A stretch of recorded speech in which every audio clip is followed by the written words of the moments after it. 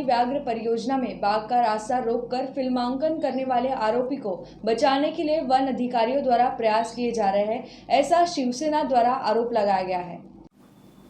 31 मई 2021 को सुबह करीब 9:30 बजे एक वीडियो वायरल हुआ।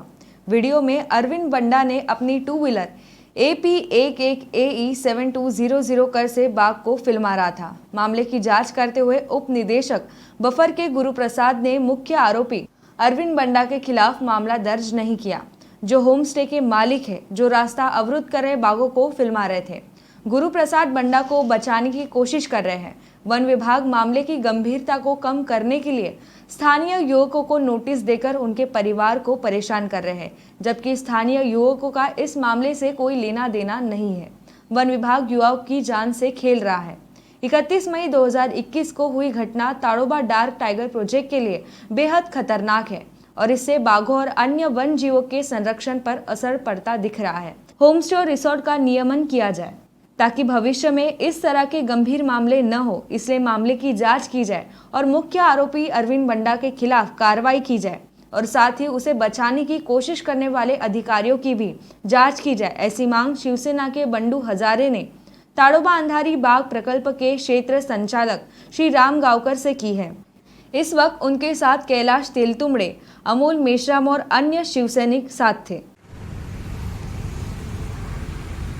31 तारखेला ताडोबा जाणाऱ्या पद्मापूर मोहल्ली रोडवर दोन वाघ हे आपला रस्ता ओलांडत असताना मोहल्लीमध्ये जो होमस्टे चालवतो अरविंद बंडा, हा होमस्टे चालकाने वाघाचा रस्ता रोखून हे म्हणजे कायद्यामध्ये नाही, खूप मोठा हा गंभीर गुन्हा आहे की वाघाच्या एरियामध्ये त्याचा रस्ता रोखून लोकांना म्हणजे त्याचा व्हिडिओ काढला।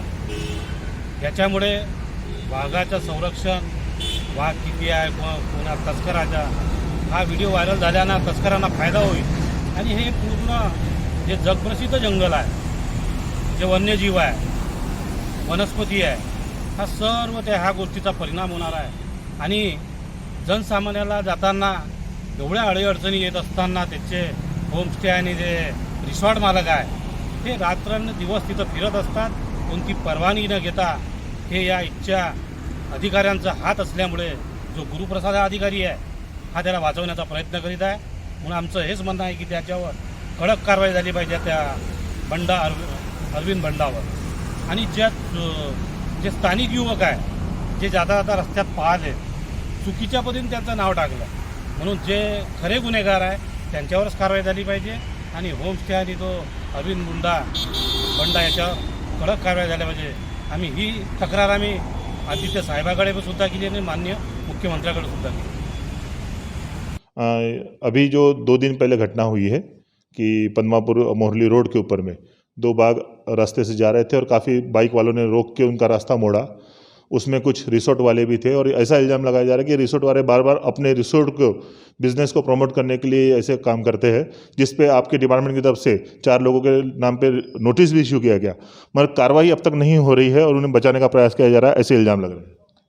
देखिए, वन विभाग का एक जो कार्य पद्धति है, अगर कोई भी गुनाह होता है क्षेत्रीय इसमें किसी भी रेंज के परिक्षेत्र में, तो सर्वप्रथम वहाँ के जो वन परिक्षेत्र अधिकारी है वो जो भी संबंधित दोषी है या फिर जो सस्पेक्ट्स है उनको नोटिस देते हैं, उनको बुलाते हैं, उनका बयान लेते हैं। उसके बाद में उन्होंने क्या गलती की हुई है उसको एक डिफ़ाइन करके उसके बाद में रीतसर जो गुनाह नोंद करने की बात होती है, ऑफेंस रजिस्टर करने की, वो होता है। उसके बाद में इन्वेस्टिगेशन होता है और इन्वेस्टिगेशन में 2 चीज़ें हो सकती है, या तो फाइन लग सकता है या तो कोई भी जो यहाँ का जुरिस्डिक्शन का न्यायालय है उसमें केस दाखिल हो सकता है। उसके बाद में जो कानूनी कार्रवाई है वो तो चल रही है। उसमें अभी जो घटना हुई है वो 31 तारीख को हुई है, आज हम 4 तारीख में है, तो 4 दिन में तो कोई भी कार्रवाई पूरी नहीं होती। तो जो कार्रवाई है वो चल रही है। इन केस उस कार्रवाई से कोई सेटिस्फाइड नहीं है तो हमारे पास अपील कर सकते। ताड़ोबा में बसे गांव वालों की 8 मांगे पूरी नहीं होने पर उन्हें आंदोलन का इशारा दिया है। उनका आरोप है कि उनके बिना पूछे ताड़ोबा के अधिकारी मनमानी कर रहे हैं। ताड़ोबा रोड पर विभिन्न गांव बसे हुए हैं और इन्हें यह क्षेत्र ताड़ोबा अंधारी प्रकल्प के तहत आने की वजह से कई बार विभिन्न परेशानियों का सामना करना पड़ता है। हाल ही में ताड़ोबा प्रशासन की ओर से रास्ते में होने वाली दुर्घटनाओं को देखते हुए लोगों की स्पीड कम करने के लिए हर 200 मीटर पर स्पीड ब्रेकर बनाए गए। गांव वालों के लिए यह जी का जंजाल बन गया, क्योंकि गांव वालों को यहां से बार बार गुजरना पड़ता है। उनके स्पीड ब्रेकर की वजह से एक्सीडेंट हो रहे हैं। इसके अलावा भी उन्हें काफ़ी समस्याएं हैं, जिसके लिए सामूहिक ग्राम पंचायत ने सभा लेकर कुछ ठराव पारित किए और अपनी समस्या और मांगों को लेकर एक पत्र मुख्यमंत्री, पालक मंत्री, सांसद, विधायक, CFO, DFO और RFO को दिया है। इस पत्र के माध्यम से उन्होंने 8 मुख्य मांगे की है और जल्द ही अगर इन मांगों के ऊपर विचार नहीं किया गया तो आंदोलन का इशारा भी गांव वालों की तरफ से दिया गया है। आइए सुनते हैं क्या मांगे हैं और उसके ऊपर ताड़ोबा अंधारी व्याघ्र प्रकल्प के क्षेत्र संचालक श्री जितेंद्र राम गावकर का क्या कहना है। सर, तुमचं नाव सांगा आणि या विषयाबद्दल तुम्हाला काय म्हणायचं आहे ते सांगा। जय भारत। मी अमोल जीवतोडे आणि आमच्या ज्या मागण्या आहेत आम्ही सामूहिक ग्रामसभेच्या मार्फत यांना मुख्यमंत्री साहेब, वनमंत्री साहेब, पालकमंत्री साहेब, माजी वनमंत्री मुनगंटीवार साहेब, जिल्हाधिकारी साहेब आणि आमच्या सर्व क्षेत्राचे सर्व आमदार साहेब यांना आम्ही निवेदन दिलेलं आहे। CCF, DFO यांना एक निवेदन दिलेलं आहे आणि त्या निवेदनामध्ये आम्ही पूर्ण मागण्या केलेल्या आहेत। त्या 8 मागण्या आहे आणि फक्त आमच्या ग्रामपंचायत भांबेडच्या मागण्या नाही आहे, तर एकूण 20 ग्रामपंचायतच्या लोकांच्या मागण्या आहेत आणि तसं निवेदन आम्ही त्यांना दिलेलं आहे। त्याच्यामध्ये पहिली मागणी आहे जी ब्रेकरची, जी खूप त्रासदायक आहे।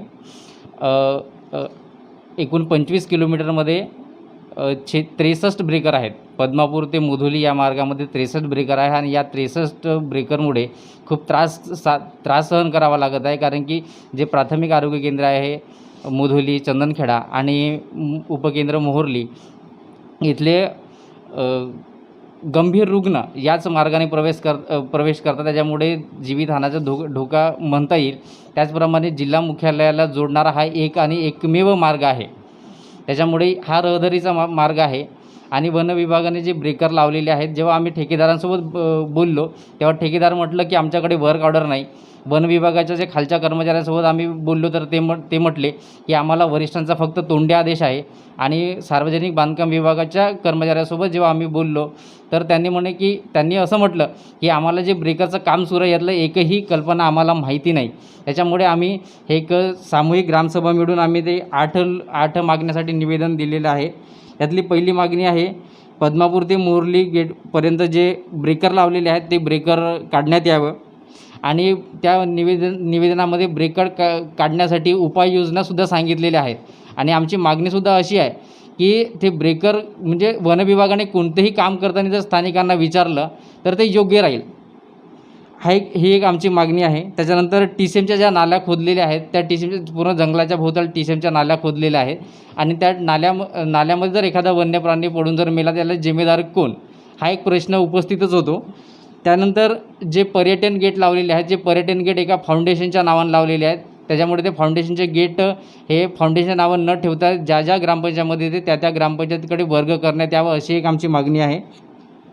त्यानंतर जे पद्मापूर तपासणी नाका आहे, पद्मापूर तपासणी नाक्यावर फक्त तपासणी करून सोडवायचं असतं, परंतु आम्हाला गावकऱ्यांना आणि गावातले जे नातेवाईक आहेत, लोकांचे नातेवाईक आहेत, यांनासुद्धा ते नाहक त्रास देतात, विनाकारण देतात। आणि आमच्यापर्यंत अशा तक्रारी आल्या आहेत की तिथून त्यांनासुद्धा ते नाहक त्रास देतात, विनाकारण देतात। आणि आमच्यापर्यंत अशा तक्रारी आल्या आहेत की तिथून त्या पद्मापूर गेटवरून काही अधिकारी लोक पैसे घेऊन सोडतात, अशासुद्धा आमच्यापर्यंत तक्रारी आलेल्या आहेत। त्याच्यामुळे तो गेट एक तर कायमचा बंद करावा किंवा मग तिथून आमच्याला विना त्रास प्रवेश देण्यात यावा, अशी एक आमची मागणी आहे। त्यानंतर आमची 5वी मागणी अशी आहे की जे पर्यटन विकासातून आणि जे बांबू विकून जे आर्थिक लाभ होत आहे तो CSR फंड प्रत्येक ग्रामपंचायतीला दरवर्षी नियमित देण्यात यावा, अशी एक मागणी आहे। त्यानंतर जंगलाच्या आतील जे कामं करतात ते जंगलाच्या आतील कामाची आतापर्यंत कधीच चौकशी होत नाही, म्हणून आमची मागणी आहे की जंगलाच्या आतील जे कामं झालेले आहेत त्याच्या कामामध्ये खूप सारा भ्रष्टाचार झालेला आहे, त्या भ्रष्टाचार रोखण्यासाठी आम्हाला त्या कामाची चौकशी करण्यात यावी, अशी सामूहिक ग्रामसभेची मागणी आहे। त्यानंतर जे मधामध्ये गॅप पडलेले आहेत, जे सीतारामपेठ ते मुधोली दरम्यानमध्ये एक छोटे असे रस्ते आहेत ते उखडलेले आहे, ते सुद्धा बनवण्यात यावं अशी एक मागणी आहे. आणि आमची एक महत्त्वाची मागणी आहे की जे अधिकारी आहे DFO साहेब आहे गुरुप्रसाद, हे आपले मनमानी कारभार करतात. वन विभागाचे कर्मचारीसुद्धा त्यांच्यासमोर बोलण्यासाठी घाबरतात. त्याच्यामुळे त्याचे एक मनमानी एकाधिकारशाही सुरू आहे आणि ही एकाधिकारशाही संपावी यासाठी सामूहिक ग्रामसभेनं त्यांची बदलीची मागणीसुद्धा लावून धरलेली आहे. जर ह्या मागण्या पूर्ण झाल्या नाही तर येत्या काही काळामध्ये या सामूहिक ग्रामसभेकडून जर समजा एखादा आंदोलन झालं किंवा मोठं काही दुसऱ्या प्रकारचं गैरकृत्य जर घडलं, यासाठी सर्व शासन प्रशासन आणि वन विभाग जिम्मेदार असतील अशा आशयाचं निवेदन आम्ही मुख्यमंत्री साहेब, वनमंत्री साहेब आणि सर्व प्रशासनाला दिलेलं आहे. धन्यवाद. मेरे साथ में चंद्रपुर के ताड़ोबा के सर्वा इंचार्ज जितेंद्र रामगवर साहब है। और पिछले कुछ दिनों से ताड़ोबा में काफ़ी इश्यूज़, काफ़ी प्रॉब्लम्स चल रहे थे। आइए हम उनसे जानते हैं कि एग्जैक्टली उनका क्या इसके ऊपर में बोलना है।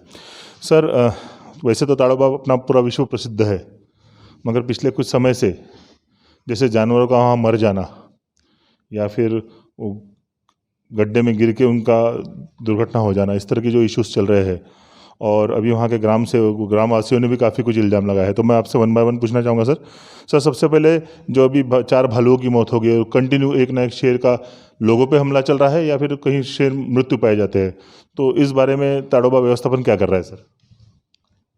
मैं आपको बताना चाहूँगा कि ताड़ोबा अंधारी व्याघ्र प्रकल्प का जो क्षेत्र है, कोर क्षेत्र और बफर क्षेत्र, उसमें जनवरी 2021 से लेके अभी तक एक टाइगर की मृत्यु हुई है, वो भी नेचुरल उसका मृत्यु हुआ है, और 2 लेपर्ड की मृत्यु हुई है जो एक्सीडेंट की वजह से हुई।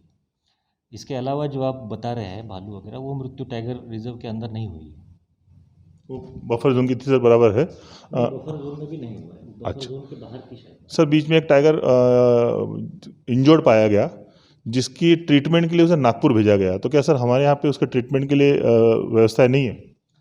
फ़िलहाल उसकी जो एडवांस ट्रीटमेंट, उसको जिस ट्रीटमेंट की ज़रूरत थी वो व्यवस्था हमारे पास यहाँ पे नहीं है, लेकिन उसके लिए जो रेस्क्यू सेंटर और हॉस्पिटल का जो निर्माण है वो स्टेट वाइल्ड लाइफ बोर्ड ने मंजूर किया हुआ है। उसका प्रस्ताव हम लोगों ने भेजा हुआ है, उसका लेआउट प्लान अभी अंडर अप्रूवल है। तो जैसे ही उसको मंजूरी मिल जाती है तो वो कार्रवाई भी हम लोग पूरी करने वाले हैं। सर, अभी पद्मापुर गेट से मोहरली की और बनमे गाँव की ओर मिला के 25 किलोमीटर के स्पैन में 63 स्पीड ब्रेकर बनाए गए, जो कि वहाँ पे एक लेडीज़ का गिर के मिस कैरेज हो गया, एक के सर पे 26 टाके लगे, ऐसे बहुत सारे एक्सीडेंट्स उन ब्रेकर की वजह से हुए।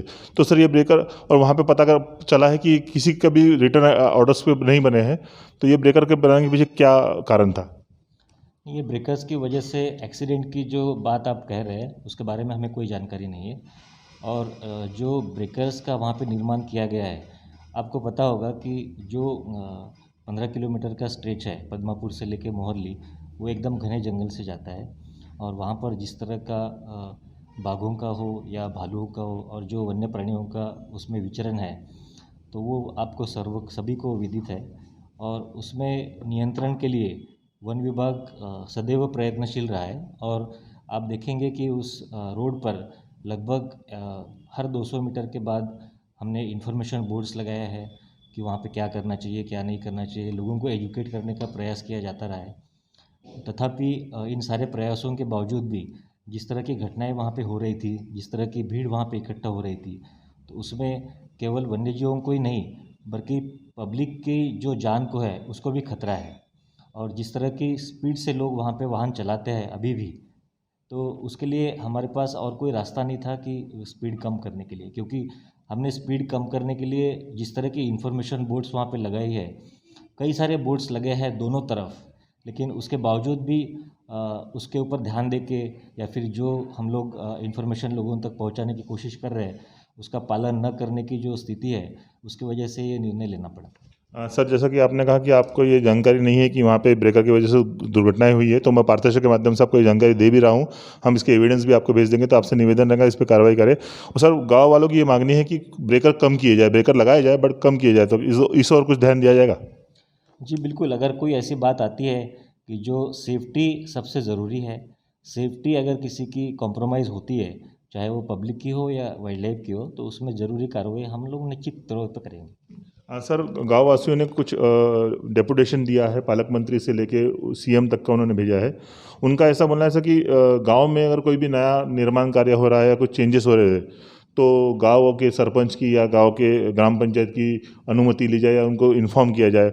उसी तरह से जो फाउंडेशन गेट लगाए गए हैं अभी, वो फाउंडेशन गेट अगर ग्राम पंचायत को दिए जाए तो शायद उन्हें थोड़ा इनकम प्राप्त होगा। पद्मापुर गेट के ऊपर में सर अभी भी काफ़ी लोगों का हरेसमेंट किया जाता है कि डॉक्यूमेंट्स बताओ, पैसे दो, अभी भी पैसे लेने की सर वहाँ घटनाएं चल रही है।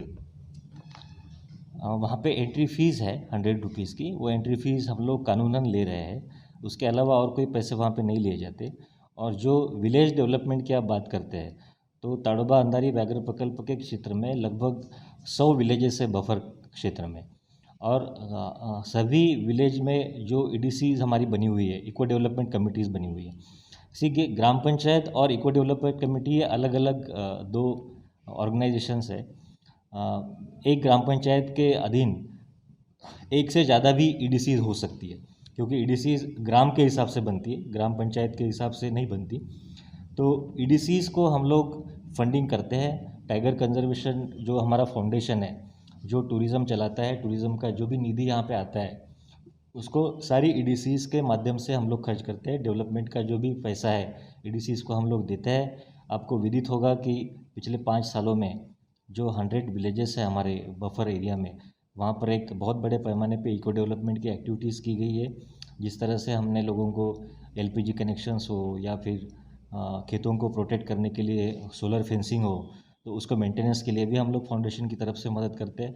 और हर EDC को उनका एक ग्राम विकास का एक आराखड़ा बनाना होता है, जिसको हम माइक्रो प्लान कहते हैं। तो वो माइक्रो प्लान अगर उन्होंने बनाया है, तो उसके अंतर्गत भी अगर कोई उनकी प्रायोरिटी का काम है और वो डिमांड करते हैं, तो उसके लिए भी हम फाउंडेशन से पैसे देते हैं। लेकिन फाउंडेशन के जो रिसोर्सेस है वो लिमिटेड होते हैं। वो लिमिटेड रिसोर्सेज को प्रायोरिटी के जो वर्क्स है उसी के ऊपर हम खर्च कर सकते हैं। और हमारी प्रायोरिटी है वन्य जीवन का जो विकास है, वन्य जीवन का जो संरक्षण है वो है। उसके साथ ही साथ ऐसे कोई काम जो गांव का विकास करे और गांव वालों का जो वनों के ऊपर जो डिपेंडेंस है वो कम करने के लिए अगर कोई ऐसे काम है, तो वो कामों में भी फाउंडेशन उसकी मदद कर सकते हैं। सर, उन्होंने ये भी मांगनी की है कि CSR फंड का भी कुछ हिस्सा उनके ग्राम को मिलना चाहिए, पंचायत को मिलना चाहिए। फॉरेस्ट वर्क में बहुत सारी आ रहा हूँ सर, फॉरेस्ट वर्क में बहुत सारी धांधलियाँ है, तो उसका ऑडिट नहीं होता, वो भी होना चाहिए।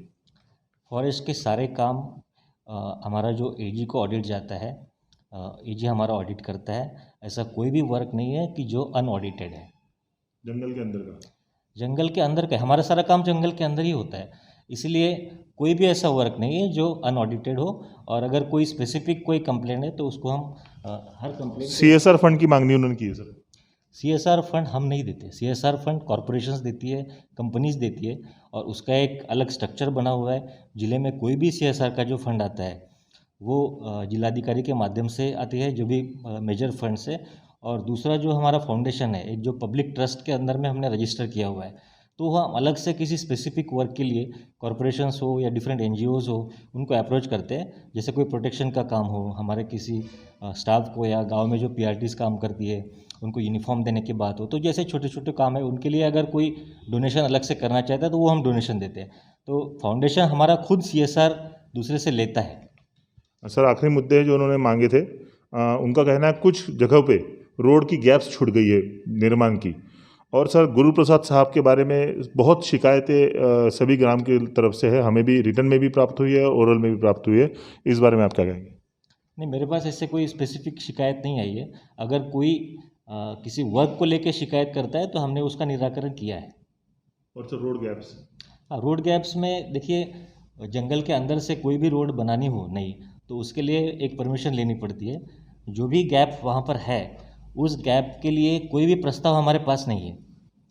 जो भी विभाग उसको बनाना चाहता है, तो वो विभाग को एक परमिशन के लिए एप्लीकेशन करनी पड़ती है। अगर वो एप्लीकेशन ही नहीं करेंगे तो उनको परमिशन देने का सवाल कहाँ आता है? सर, आखिरी मुद्दा पूछ रहा हूँ, एक लास्ट क्वेश्चन सर। हमारे यहाँ से बाघों को दूसरे जंगलों में शिफ्ट करने का भी काम चल रहा है या सोचा जा रहा है, ऐसा कुछ ऑन द कार्ड्स प्लानिंग है, जिसके लिए सारे यहाँ के जितने सोशल एक्टिविस्ट है, वाइल्ड सोशल एक्टिविस्ट, उनका विरोध है, ऐसा कुछ है क्या सर? ऐसा कुछ भी नहीं है। ताड़बांधारी व्याघ्र प्रकल्प पूरे मध्य भारत में एक बाघों का आश्रय स्थान है, बाघों का ब्रीडिंग ग्राउंड है और यहाँ से नैसर्गिक रूप से बाघ चारों तरफ जाते रहे हैं। यहाँ से जो कनेक्टिविटी है नवेगांव नागजीरा होते हुए कान्हा, देन इस तरफ अगर जाओगे आप तो उमरेड करांडला की तरफ है, टिपेश्वर की तरफ है, नीचे अगर जाएंगे साउथ में तो कावल टाइगर रिजर्व है तेलंगाना का, फिर इंद्रावती है छत्तीसगढ़ का। तो सभी तरफ यहाँ से बाघ सालों से जाते रहे हैं, ये कोई नई चीज़ नहीं है। और जो आप बात कर रहे हैं कि ट्रांसलोकेशन की, वैसा अभी कोई प्रस्ताव किसी भी लेवल पे नहीं है। बहुत बहुत धन्यवाद सर।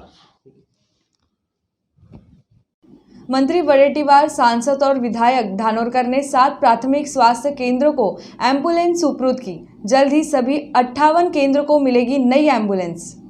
सरकार ने प्राथमिक स्वास्थ्य केंद्र के लिए स्वास्थ्य विभाग को 7 एम्बुलेंस उपलब्ध कराई है। एम्बुलेंस का उद्घाटन जिला पालक मंत्री विजय वडेट्टीवार ने जिला पुलिस मैदान में पूजा व हरी झंडी के साथ किया। इन 7 प्राथमिक स्वास्थ्य केंद्रों में घुग्गुस, तडाली, नेरी, शंकरपुर, ढाबा, नारंदा, बालापुर शामिल है। चंद्रपुर जिले के ग्रामीण क्षेत्रों में 58 प्राथमिक स्वास्थ्य केंद्र है और इन सभी स्वास्थ्य केंद्रों पर अपडेटेड एम्बुलेंस उपलब्ध कराई जा रही है।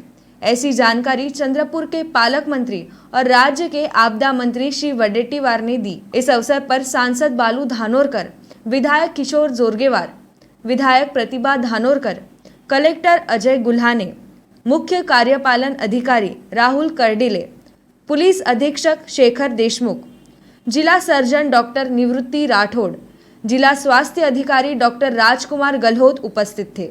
इससे पूर्व इतनी बड़ी फोर्स की 20 एम्बुलेंस जिला खनिज विकास कोष से पालक मंत्री द्वारा वितरित की गई थी। राज्य आपदा कोष के तहत 15 एम्बुलेंस भी प्रस्तावित है। कार्यक्रम का संचालन सेवानिवृत्त जिला आयुष अधिकारी डॉक्टर गजानन राउत ने किया। कार्यक्रम में स्वास्थ्य विभाग के अधिकारी व कर्मचारी मौजूद थे।